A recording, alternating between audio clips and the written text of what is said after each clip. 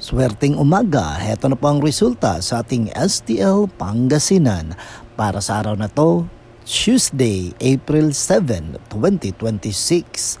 First draw result. Maghanda na kayo at eto na ang resulta ngayong umaga. At para naman po sa ating STL Pangasinan, first draw result. Ang resulta ngayong umaga ay ang numerong ito. Reminder lang mga ka-STL, kahit gaano pa kabigat ang ating pinagdadaanan, huwag nating kalimutang magdasal at magpasalamat sa Diyos sa lahat ng mga biyayang ating tinatanggap. Tiyak gagabayan ka ng ating Panginoon. Okay?